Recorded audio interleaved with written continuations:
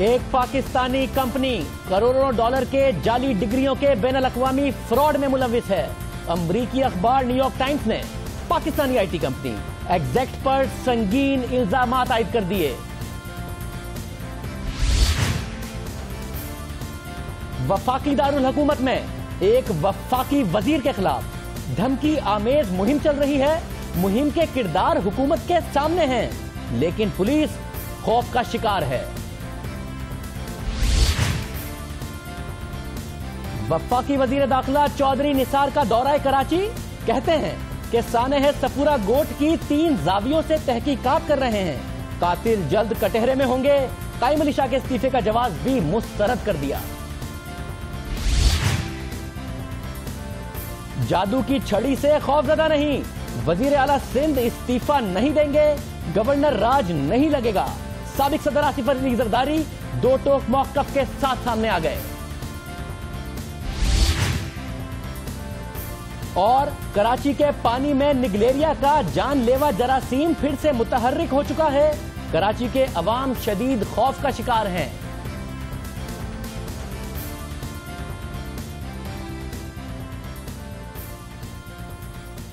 अस्सलाम वालेकुम, मैं हूं शाहजेब खानजादा। प्रोग्राम में सबसे पहले बात करते हैं करोड़ों डॉलर की जालसाजी की खबर पर, जिसके बारे में अमरीकी तहकीकाती इदारे FBI के साबिक अहलकार का कहना है कि यह अब तक की सबसे बड़ी जालसाजी हो सकती है। एक पाकिस्तानी आईटी कंपनी पर मारूफ और मोतबर अमरीकी अखबार न्यूयॉर्क टाइम्स ने इल्जाम लगाया है कि पाकिस्तान में मौजूद एग्जैक्ट नामी यह कंपनी इंटरनेट के जरिए जाली तालीमी असनाद का कारोबार करती है और इस कारोबार से अब तक दुनिया भर में मौजूद हजारों लोगों को बेवकूफ बनाकर इनकी जेब से करोड़ों डॉलर निकलवा चुकी है। दुनिया की सबसे बड़ी आईटी सॉल्यूशन कंपनी का दावा करने वाली ये कंपनी एग्जैक्ट के बारे में पहले से ही चेमगोइयां होती रही हैं कि आया ये कंपनी किसी किस्म की सर्विसेज फराहम करती है और किस किस्म के कारोबार में मुलविस है, इसके क्लाइंट्स कौन है, कहां हैं, और ये कि जिस खतीर आमदनी का ये कंपनी दावा करती है उसके जराए क्या हैं। आज न्यूयॉर्क टाइम्स में शाया होने वाली खबर में अपनी तहकीकाती खबरों के हवाले से मशहूर सहाफी डिक्लन वॉल्श ने इंकिशाफ किया है कि कराची में मौजूद एग्जैक्ट नामी यह कंपनी जाली डिग्रियों की फरोख्त का कारोबार करती है। डिक्लन वॉल्श ने अपनी रिपोर्ट में इल्जाम लगाया है कि एग्जैक्ट ने जाली नामों से सैकड़ों ऑनलाइन यूनिवर्सिटियां और कॉलेज बनाए हुए हैं जो मुख्तलिफ कोर्सेज की जाली डिग्रियां बेचकर असली डॉलर कमाती हैं। ये कोर्सेज नर्सिंग से लेकर इंजीनियरिंग तक फैले हुए हैं। इन कोर्सेज का कोई इम्तिहान नहीं होता, ना ही इन असनाद की कोई तस्दीक होती है। ये दर्सगाहें सिर्फ तस्वीरी शक्ल में वेबसाइट पर अपना वजूद रखती हैं।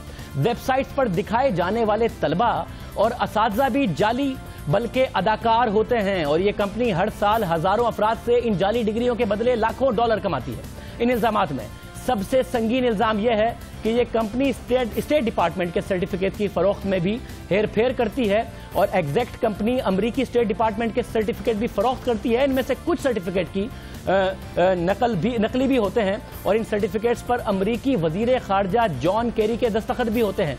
जो ये रिपोर्ट है इसमें कुछ नकूल भी शाया की गई हैं डिक्लन वॉल्श की इस रिपोर्ट में, जिसमें बाकायदा तौर पर जॉन केरी के दस्तखत मौजूद हैं। एक सर्टिफिकेट हजारों डॉलर में फरोख्त किया जाता है और इस तरह की जालसाजियों के केसेस देखने वाली FBI के साबिक एहलकार एलन एजल का कहना है कि एग्जैक्ट का केस अब तक का सबसे बड़ा जालसाज कारोबार हो सकता है। रिपोर्ट के मुताबिक 2000 से ज्यादा मुलाजमीन पर मुश्तमिल इस कंपनी का कहना है कि यह मुख्तलिफ सॉफ्टवेयर को फरोख्त करती है, लेकिन एग्जैक्ट के साबिक मुलाजमीन का कहना है कि कंपनी का काम इंटरनेट के जरिए दुनिया भर में जाली डिग्रियों की फरोख्त है।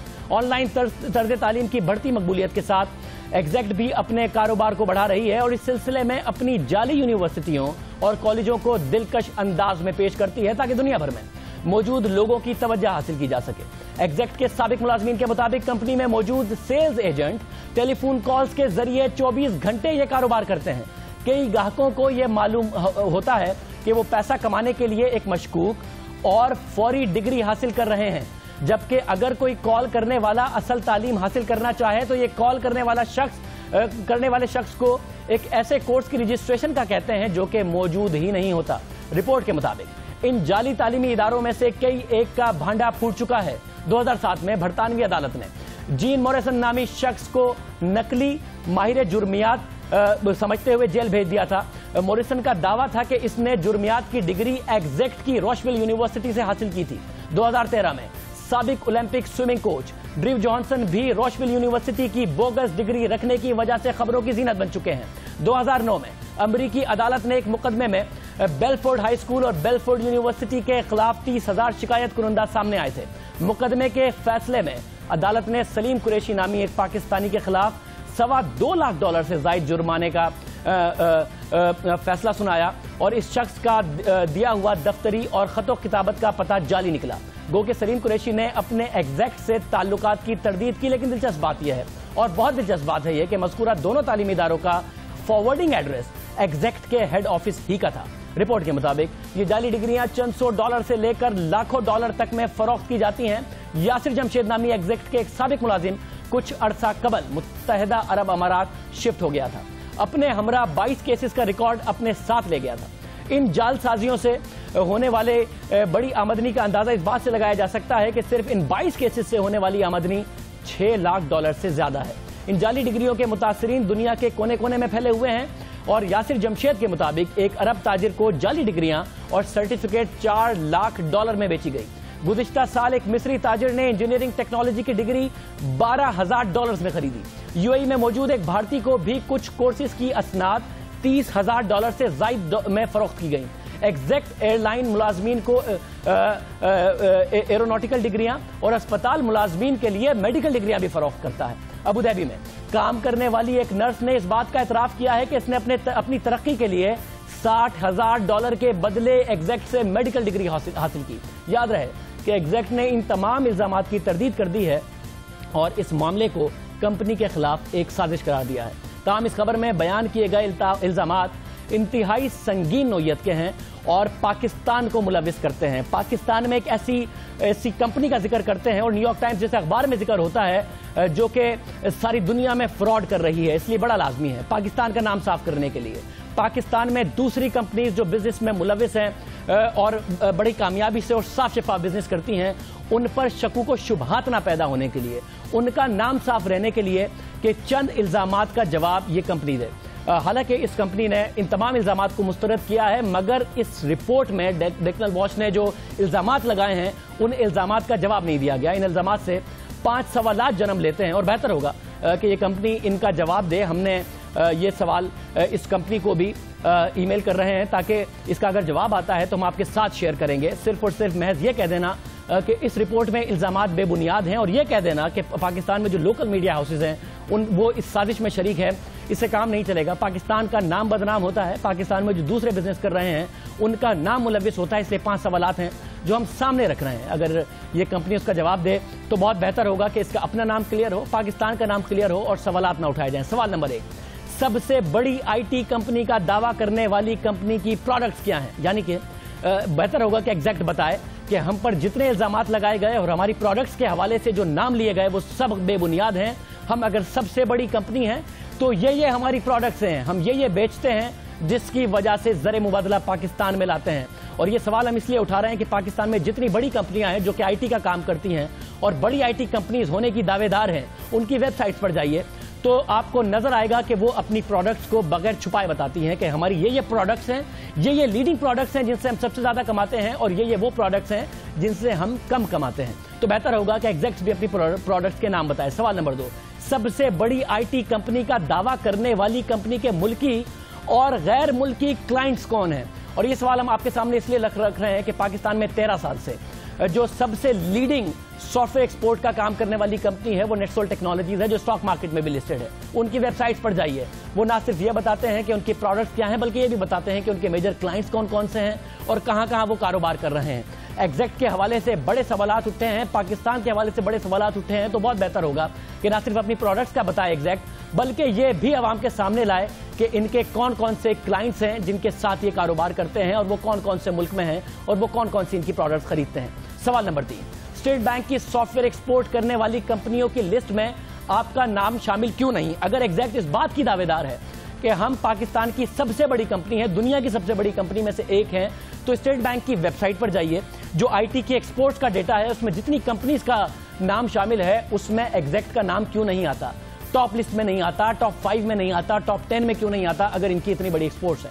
सवाल नंबर 4, पाकिस्तान की सॉफ्टवेयर मैन्युफैक्चरर्स एसोसिएशन पाशा के अराकीन एग्जैक्ट और इसके प्रोडक्ट के हवाले से लाइल्मी का इजहार क्यों करते हैं? मैंने बहुत सारी पाकिस्तान की लीडिंग जो आईटी कंपनीज हैं उनके सीईओ से आज के प्रोग्राम से पहले गुफ्तगू की और मैंने उनसे पूछा कि आप जो पाकिस्तान की सॉफ्टवेयर एसोसिएशन है उसके मेंबर हैं, आप एग्जैक्ट के बारे में क्या जानते हैं? तो उन्होंने कहा कि ना ये हमारे मेंबर हैं, ना ये हमारी किसी तकरीब में आते हैं, ना हम इनकी प्रोडक्ट्स के बारे में जानते हैं, ना इनके एक्सपोर्ट्स के बारे में कोई इल्म रखते हैं और ना ही स्टेट बैंक के डेटा में इनके एक्सपोर्ट्स रिफ्लेक्ट होती हैं। तो बेहतर होगा कि इस हवाले से भी एग्जैक्ट जवाब दे। सवाल नंबर 5, अगर आप मुतमईन हैं कि आपका कारोबार शफाफ है तो इन शकूक व शुबहात का जवाब देने के लिए पिछले 5 साल का रेवेन्यू और टैक्स अदायगी का रिकॉर्ड सामने लाएं। अगर एग्जैक्ट इस बात को क्लेम करती है कि उन्होंने सही तरीके से, सही प्रोडक्ट से, सही क्लाइंट के जरिए ये पैसा कमाया है, जिसकी वजह से वो खुद क्लेम करते हैं कि हम बहुत बड़े पाकिस्तान की सबसे बड़ी कंपनी है आईटी की, तो बेहतर होगा कि पिछले 5 साल का रेवेन्यूज का, उस पर पे किया हुआ टैक्स का, अपने मुलाजमीन के सैलरीज पे किया हुआ टैक्स का रिकॉर्ड अवाम के सामने रखें। अगर इन 5 सवाल का जवाब एग्जैक्ट देती है तो न्यूयॉर्क टाइम्स की इस स्टोरी में जो बहुत संगीन इल्जामात लगाए गए हैं, जो कि सिर्फ इस कंपनी के हवाले से नहीं है, वो पाकिस्तान पर इल्जामात बन जाते हैं, वो पाकिस्तान की दूसरी आईटी कंपनीज के लिए काम करना मुश्किल कर देते हैं। इन सवालात का अगर जवाब दे दिया जाए और अवाम के सामने रख दिया जाए तो हमारा ख्याल है कि बहुत सारे शकूक और शुबहात दूर हो जाएंगे और सिर्फ ये बात कह देने से कि हम पर हमारे खिलाफ एक साजिश है और लोकल मीडिया हाउसेस से मिलकर न्यूयॉर्क टाइम्स ने या डेक्लन वॉच ने ये साजिश की है, काम नहीं चलेगा। अभी हम प्रोग्राम में एक ब्रेक शामिल करते हैं और उसके बाद जिक्र होगा एक और अहम खबर के हवाले से और ये खबर है पाकिस्तान के दारुल हुकूमत में हो रहा है एक दफा फिर रियासत की रिट चैलेंज हो रही है, पुलिस बेबस नजर आ रही है। बात करेंगे एक ब्रेक के बाद।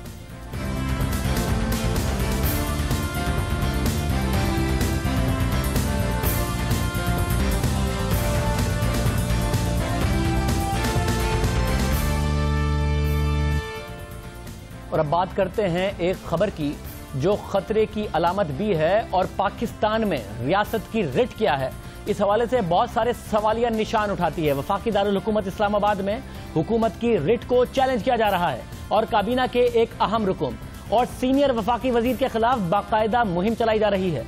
वफाकी दारुल हुकूमत में जहां से मुल्क के मामलात चलाए जाते हैं, वफाकी वजीर इत्तलात परवेज रशीद को धमकी पर मबनी बैनर्स जा बजा आविजा हो रहे हैं।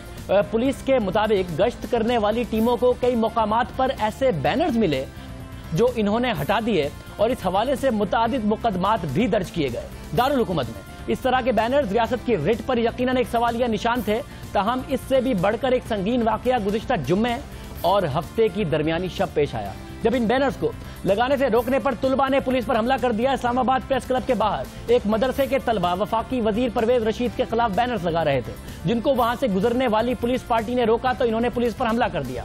पुलिस ने इनमें से मुतादिद अफराद को गिरफ्तार किया तो इनके मजीद साथियों ने पुलिस को तशद्दुद का निशाना बनाया और इन गिरफ्तार अफराद को छुड़ाने की कोशिश की। पुलिस की मजीद नफरी के बरवक्त पहुंचने पर हमलावर अपनी कोशिश में कामयाब ना हो सके। पुलिस के मुताबिक पीछा करने पर हमलावरों ने सेक्टर F64 के एक मदरसे में पनाह ले ली, जहां अब तक पुलिस दाखिल नहीं हो सकी है। पुलिस के मुताबिक वो वफाकी दारुल हुकूमत में फिर से लाल मस्जिद जैसी सूरत हाल पैदा करना नहीं चाहते। आपको याद हो जब कुछ अर्से पहले लाल मस्जिद के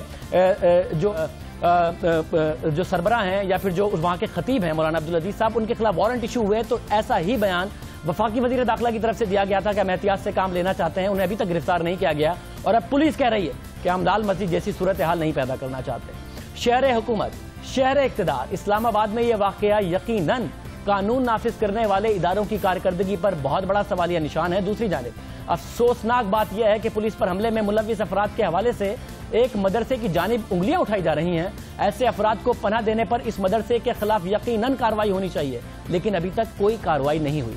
वफाकी वजीर इत्तलात परवेज रशीद के खिलाफ इस मुहिम की वजह यह है कि गुज़िश्ता दिनों एक सेमिनार में खिताब करते हुए इन्होंने मदारिस के बारे में मुतनाज़ रिमार्क्स दिए थे, जिसके बारे में आज उन्होंने सेनेट में एक बार फिर वजाहत की।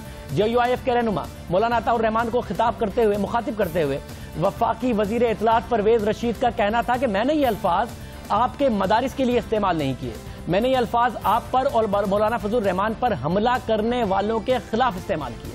वफाकी वजीर इत्तलात ने कहा कि उन्होंने पाकिस्तान में तालीमी निज़ाम में खामियों की बात की थी, उन्हें सड़कों पर फांसी देने के लिए कहा जा रहा है, वो सबके सामने है, मुकदमा चलाएं और सजा दें। उनका कहना था कि वो अपनी और अपनी औलाद की जिंदगी खतरे में डालने वालों को मुआफ करते हैं। याद रहे कि यह पहली मर्तबा नहीं हुआ कि ऐसे वाकयात में मदरसे की जानिब उंगलियां उठ रही हैं। इससे पहले भी कई वाकयात में बिला वास्ता या बराह रास्त मदारिस का नाम लिया जाता रहा है और इसीलिए साने पेशावर के बाद हुकूमत की जानिब से ऐलान करदा कौमी लाए अमल में मदारिस में इस्लाहात का भी कहा गया था और जो नुकात थे उसमें ये एक अहम नुकता था। 21 दिसंबर 2014 को वजीर दाखिला चौधरी निसार साहब ने जो एक बयान दिया और उनका कहना था कि 90% से जायद मदारिस सही काम कर रहे हैं। 90% से ज्यादा पाकिस्तान में जो मदरसे हैं वो किसी किस्म के टेररिस्ट रिलेटेड काम से कोसों दूर है, वो कोई ताल्लुक नहीं है। 90% से ज्यादा। अगर वजीर दाखिला खुद कह रहे हैं कि 90% मदारिस ठीक हैं तो बाकी 10% मदारिस जिनमें मसाइल हैं इनके खिलाफ क्या कार्रवाई हुई? मदारिस में इस्लाहात और मदारिस की रजिस्ट्रेशन इसलिए भी जरूरी है कि इससे पहले भी खबरें आती रही हैं कि कलअदम तहरीक तालिबान की सीनियर क़यादत समेत मुतअद्दिद शिद्दत पसंद तंजीमों से वाबस्ता रहनुमा किसी न किसी हवाले से मदारिस से मुंसलिक रहे हैं। इस सारी सूरत हाल पर बात करने के लिए हमारे साथ वफाकी वजीर मजहबी उमूर सरदार मोहम्मद यूसुफ साहब मौजूद है। सरदार मोहम्मद यूसुफ साहब, बहुत शुक्रिया कि आप हमें शो में ज्वाइन कर रहे हैं। सर, ये रियासत की रिट के कमजोर होने की बहुत बड़ी अलामत नहीं है कि आपके साथी, आपके कुलीग नून लीग के सीनियर रहनुमा के खिलाफ बैनर्स लग रहे हैं, पुलिस कार्रवाई नहीं कर पाती, उस मदरसे के खिलाफ कार्रवाई नहीं कर पाती जहां पर वो लोग छुपे हुए हैं जिन्होंने पुलिस पार्टी पर हमला किया था। इससे बड़ी रियासती रिट कमजोर होने की क्या अलामत होगी? बिस्मिल्लाहिर्रहमानिर्रहीम। जिस तरह के आपने खुद ही कहा है कि परवेज़ रशीद साहब ने सेनेट में भी और इससे हटकर पहले भी वजाहत कर दी है कि जो उनका मकसद था कहने का वो कुछ और था और सियाक सबाक से हटकर उनके साथ ये जो बयान मंसूब किया है वो उसकी मजम्मत करते हैं और इस वजह से एक कन्फ्यूजन सी भी पैदा हुई थी। लेकिन जहाँ तक रिट की बात है, रिट तो खैर हुकूमत की कमज़ोर नहीं पड़ती और जिस तरह के परवेज़ रशीद साहब ने खुद ही कहा है कि अगर उनके खिलाफ कोई इस तरह के बयान या जिस तरीके से बैनर लग रहे हैं तो वो उन लोगों को माफ़ करते हैं। जिस तरह के आपने खुद ही कहा कि यहाँ इस्लामाबाद में पहले भी जो मदारस के ख़िलाफ़ बात हुई या मदारस की आड़ में जिस तरीके से कुछ इस तरह की एक्टिविटीज़ हुई जिससे कि मदारस के ख़िलाफ़ कोई मकसद नहीं है हुकूमत का, बल्कि जो भी मदारस हैं जो कि इल्म की दरसगाहें हैं, पूरे पाकिस्तान में हज़ारों की तादाद मदारस हैं और मुख्तलिफ मकतबा फ़िक्र से ताल्लुक़ रखने वाले मदारस हैं और उनमें से अक्सर जो हैं अल्हम्दुलिल्लाह वो सिर्फ तालीम व तदरीस का काम सर अंजाम दे रहे हैं। लेकिन जहाँ एक बात जिस तरीके से जिसकी वजाहत हो चुकी है इसको मजीद फैलाने की जरूरत नहीं थी। यूसुफ, मादरत के साथ बिल्कुल ठीक कह रहे हैं आप कि ज़्यादातर मदारिस जैसा कि क्योंकि वज़ीर दाखिला ने भी कहा कि 90% ठीक काम कर रहे हैं, मगर जब आप बाकी मानदा 10% के खिलाफ इस बयान के 4 महीने गुजर जाने के बावजूद भी कार्रवाई नहीं करते, जब आप उस मदरसे के खिलाफ कार्रवाई नहीं करते जो पुलिस पार्टी पर हमला करे, वफाकी वजीर के खिलाफ बैनर्स आविजा करे और फिर मदरसे में जाके लोग छुप जाएं और पुलिस कहे कि हम लाल मस्जिद जैसी सूरत हाल नहीं पैदा करना चाहते, तो सर ये रियासत की रिट की कमजोरी है। रियासत डर रही है और वो जिसकी वजह से बाकी मानदा 90% मदरसे जो सही काम कर रहे हैं उन पर भी लोगों को उंगलियां उठाने का मौका मिलता है।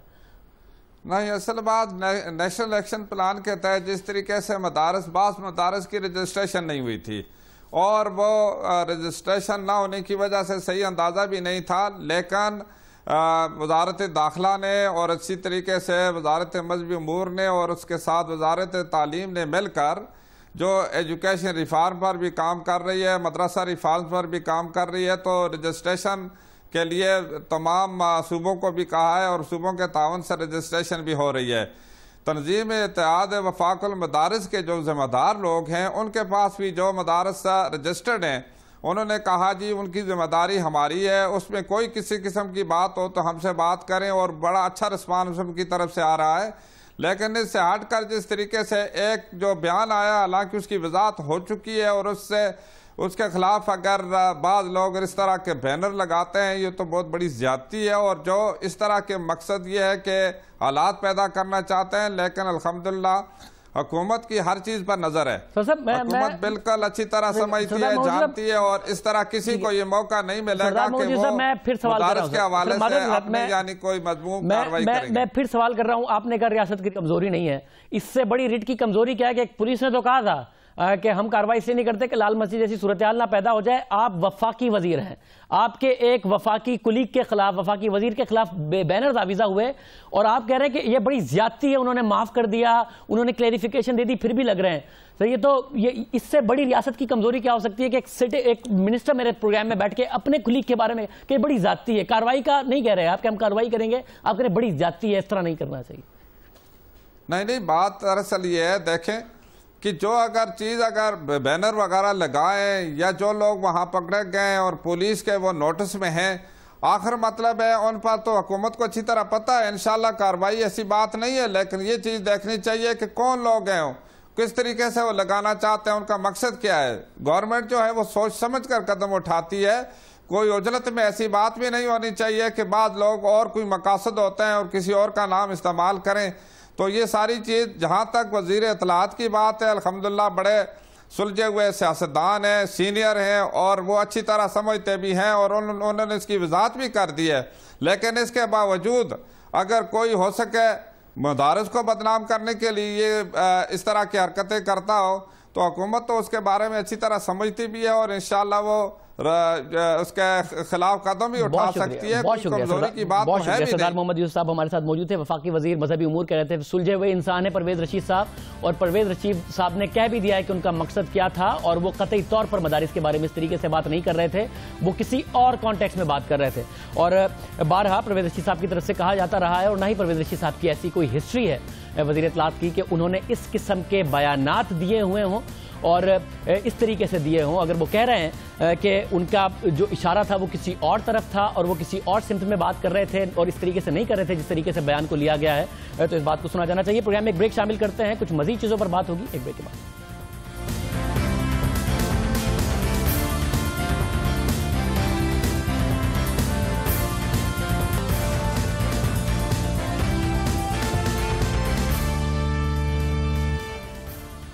2 दिन कबल core commander Karachi lieutenant general Naveed Mukhtar के खिताब ने सिंध हुकूमत की कारकर्दगी पर कई सवालात उठा दिए हैं। हफ्ते के रोज एक तकरीब से खिताब करते हुए core commander Karachi lieutenant general Naveed Mukhtar का कहना था कि कराची में पुलिस और इंतजामिया को आजाद होने की जरूरत है। कराची में कायम मतवाजी हुकूमतों और ताकत के मराकज का खात्मा करना होगा। कोर कमांडर कराची का मजीद कहना था कि शहर में मंशियात फरोशों से लेकर अलकायदा तक के डेरे हैं। व्हाइट कॉलर दहशतगर्दों और इनके मुआवनीन का खात्मा करेंगे। अमन के लिए किसी से समझौता नहीं होगा। सियासत को तशद्दुद से पाक और मीडिया को खौफ से आजाद होना होगा। नवीद मुख्तार का कहना था कि सियासी और इंतजामी नाअहली से मसाइल में इजाफा हुआ, कराची ऑपरेशन में नाकामी का ऑप्शन नहीं। Merit and accountability needs to be reinforced. Just distribution of development funds and projects must be ensured. Parallel governments, perceived parallel governments and power centers must be abolished. The last 3 decades only, Karachi has gradually slipped, unfortunately, from a vibrant and growing city into a violence-prone urban center. Unfortunately, authorities responsible for governance and administration have failed to provide necessary infrastructure and services. Resultantly, slum areas mushroomed in most parts of the city. Furthermore, this institutional vacuum which was created was filled by the criminals and special interest groups, whether political, ethnic or sectarian. Naveed Mukhtar साहब की इस speech को बहुत सारे हलकों ने सिंध हुकूमत के खिलाफ एक चार्जशीट करार दिया। बहुत सारे दूसरे हलकों ने सिंध हुकूमत के खिलाफ एक वार्निंग करार दिया। दूसरी तरफ आज साबिक सदर आसिफ अली जरदारी का कहना था कि वजीर आला सिंध कायम अली शाह इस्तीफा नहीं देंगे। साबिक सदर और पीपल्स पार्टी के शरीक चेयरमैन आसिफ जरदारी का कहना था कि वजीर आला सिंध सैयद कायम अली शाह को तब्दील नहीं किया जा रहा। मुझे जादू की छड़ी का खौफ नहीं, सिंध में गवर्नर राज लगने का कोई खौफ नहीं। 18वीं तरमीम के बाद गवर्नर राज लगाना आसान नहीं। गवर्नर राज लगवाने वालों की सोच कयास आराइयां और अखबारी खबरें हैं। बिलावल भुट्टो जरदारी पाकिस्तान आने के लिए दुबई पहुंच गए हैं। आसिफ अली जरदारी ने कहा कि पीपल्स पार्टी आज भी मुल्क की सबसे बड़ी जमात है।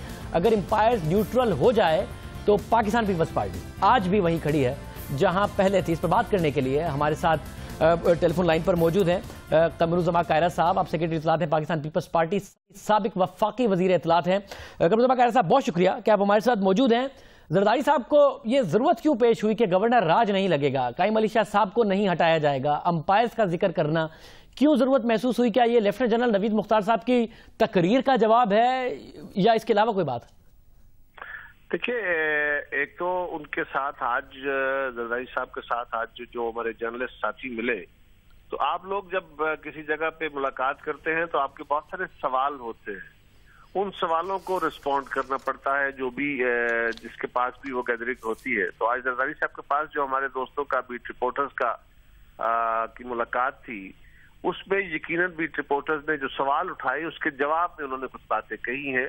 ये लाजिम नहीं है कि उनके अपने ख्यालात थे, ये सवाल के जवाब में भी उनके ख्यालात हो सकते हैं।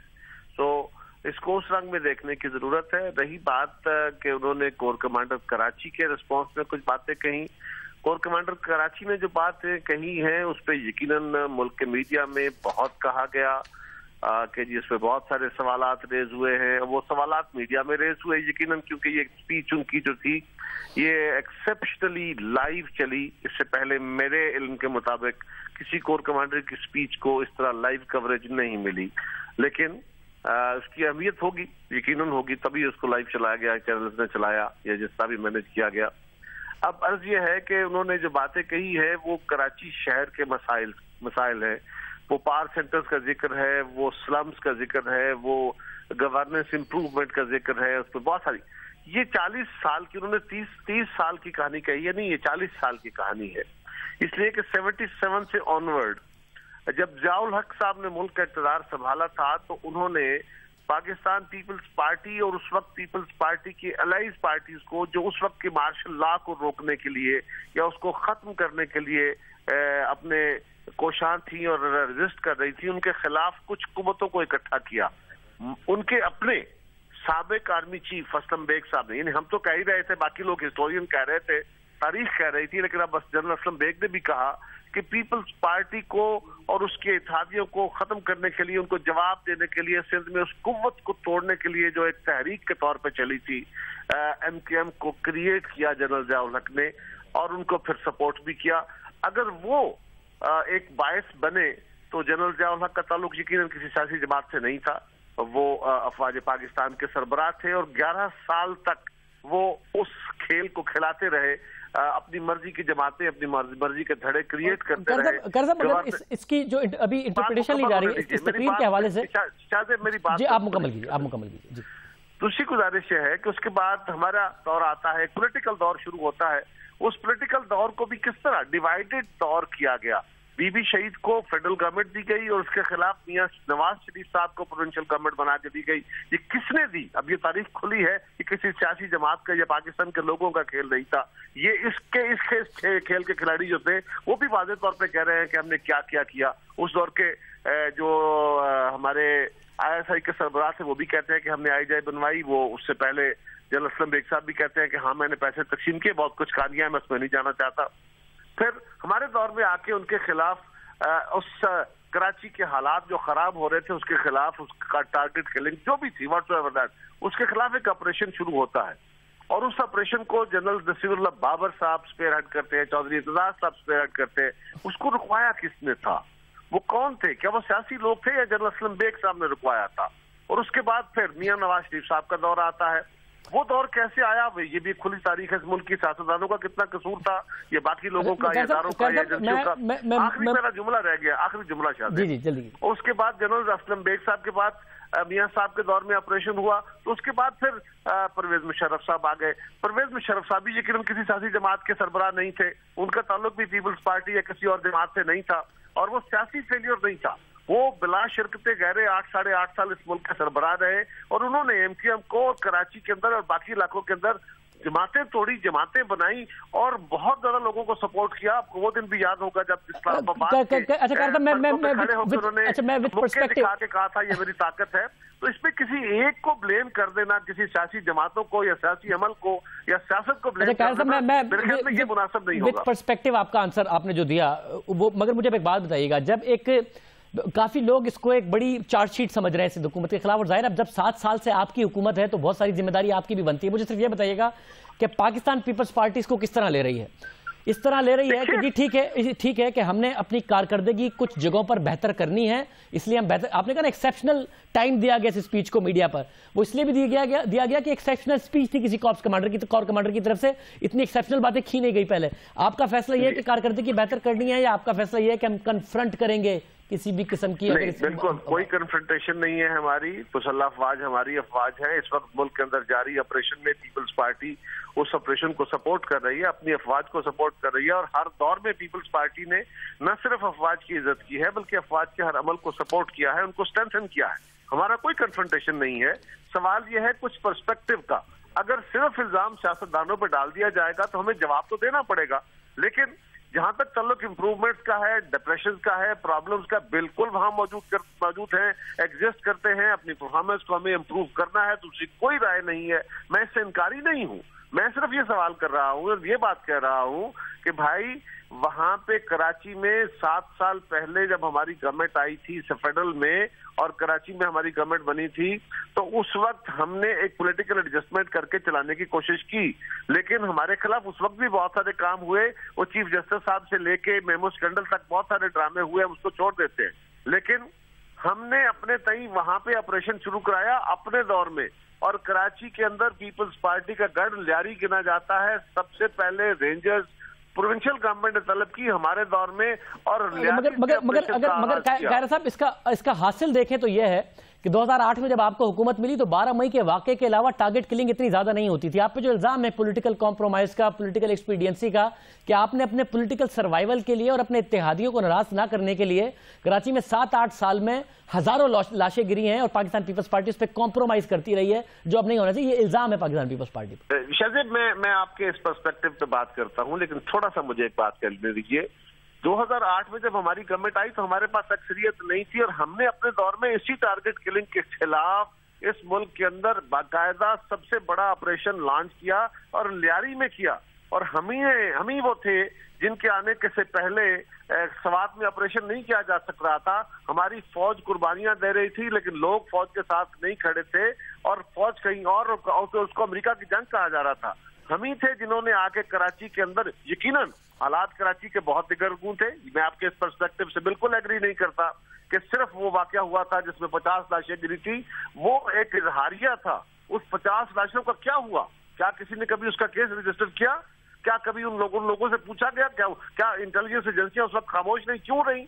अब सवाल यह है कि हमारे दौर में आके मुल्क के अंदर उस वक्त ये जो राइज होता है ना किसी टेरर का या किसी क्रिमिनल एक्टिविटी का, वो एक स्टेट सीन में के तौर पे, स्टेट लाइन के तौर पे नहीं होता, वो ग्रेजुअली ग्राफ उसका राइज करता है। हमारे से पहले टारगेट किलिंग हो रही थी। कायरा साहब बहुत शुक्रिया। कायरा साहब बहुत शुक्रिया। कायरा साहब हमारे साथ मौजूद रहे थे कि सिर्फ और सिर्फ गुज़िश्ता 7 साल के पर्सपेक्टिव में ना देखा जाए, बल्कि एक पूरा हिस्टोरिकल पर्सपेक्टिव बताया असलम बेग साहब से लेकर मुशर्रफ तक, के ये इस पर्सपेक्टिव में देखा जाए कराची के आज के हालात को। दूसरी तरफ साने सफूरा गोट को 5 दिन गुजर गए हैं और 5 दिन बाद वफाकी वजीर दाखिला चौधरी निसार साहब आज एक रोजा दौरे पर कराची आए, और इस दौरान उन्होंने वजीर आला से कायम अली शाह, गवर्नर सिंध इशरत अली बाद और DG Rangers major general Bilal Akbar से मुलाकात की। वजीर दाखिला चौधरी निसार खुसूसी तैयारी के जरिए कराची पहुंचे और उन्होंने वजीर आला सिंध सैयद कायम अली शाह से मुलाकात की। और इस मुलाकात के बाद आज एक अहम जो सूरत हाल है वो ये पैदा हुई है कि जहां वफाकी वजीर दाखिला कह रहे हैं कि अभी तहकीकात जारी है, हतमी तौर पर कुछ नहीं कहा जा सकता, वहां वीकेंड पर कायम अली शाह साहब ने कहा था कि रॉ के मुलविस होने के बाकायदा सबूत मिले हैं। कुछ हल्कों की तरफ से कहा जा रहा है कि जो कलअदम तंजीमें हैं उनके मुलविस होने के सबूत मिले हैं, रॉ के नहीं मिले। इस वक्त सूरत हाल क्या है वो वाज़ेह नहीं हो रही। कायम अली शाह साहब एक बात कहते हैं, वफाकी वजीर दाखिला एक बात कह रहे हैं। चंद दिनों में हम उम्मीद करते हैं कि ये सूरत हाल क्लियर होगी। प्रोग्राम में एक ब्रेक शामिल करते हैं और उसके बाद कराची में निगलेरिया नारी की वजह से खौफ व हिरास फैल रहा है, पानी से ये बीमारी फैलती है, क्या सूरत हाल है, बात करेंगे एक ब्रेक के बाद।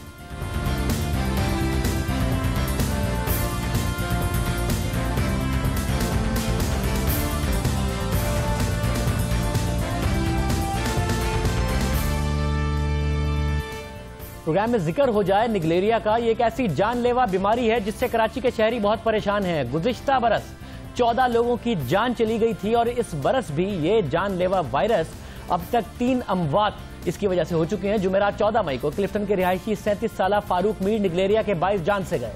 इस केस से 10 रोज पहले क्लिफ्टन की ही रिहायशी 40 साला खातून की भी निगलेरिया से हलाकत की तस्दीक हुई, जबकि गुज़िश्ता माह 22 अप्रैल को गुलिस्तान जौहर के इलाके की 18 साला लड़की भी निगलेरिया से मुतासिर होकर जाँ बहक हो गई थी। पानी से यह वायरस आपके जिस्म में जाता है और अगर पानी में क्लोरीन की एक मिकदार ना हो, उसकी वजह से वायरस आपके जिस्म में दाखिल हो जाता है या फिर पैदा होता है, और अगर ज्यादा मिकदार हो जाए तो उसकी वजह से भी जानी नुकसान हो सकता है अगर शहरी खुद से क्लोरीन डालने लगे। एक अजब सूरत हाल है। हुकूमत इस हवाले से क्या कर रही है? डॉक्टर खालिद शेख साहब, स्पेशल सेक्रेटरी हेल्थ हमारे साथ मौजूद हैं।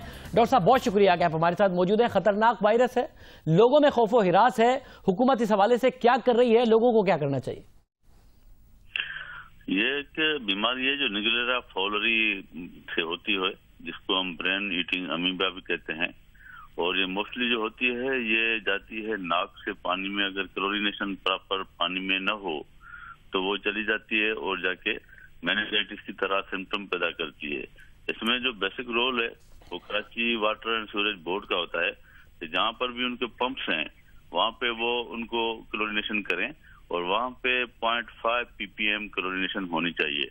लेकिन वहां से जब चलते हैं, पाइप्स इनके पुराने हैं, रस्टेड हैं, तो एंड यूजर तक जब पानी पहुंचता है तो उसमें वो क्लोरीन नहीं होती है। सर, मुझे इकदाम अगर बता सके, फिर इकदाम इस हवाले से क्या हुए? लोग घरों में डालें तो भी मिकदार ज्यादा हो जाए तो साबित हो सकती है, नुकसान हो सकता है। क्या क्या इकदाम किए जा रहे हैं हुकूमत की तरफ से? नहीं, वैसे तो उनकी क्लोरीन की सेचेट्स आती हैं जिसमें लिखा होता है कि कितने पानी में ये सेचेट पड़ती है, तो उसमें वो नुकसान नहीं होता। लेकिन सब कोई अपनी अफोर्ड नहीं कर सकता। बेसिकली ये कराची वाटर बोर्ड वालों को इनमें बूस्टअप करना पड़ता है कि एंड यूजर तक 0.25 ppm की क्लोरीनेशन पहुंचे, ताकि वो नजर म्यूकोसा से ऊपर ब्रेन तक न जाए, क्योंकि ये फेटल है। इसमें 99% फेटल होता है, इसकी ट्रीटमेंट नहीं है, प्रिवेंशन 100% होती है।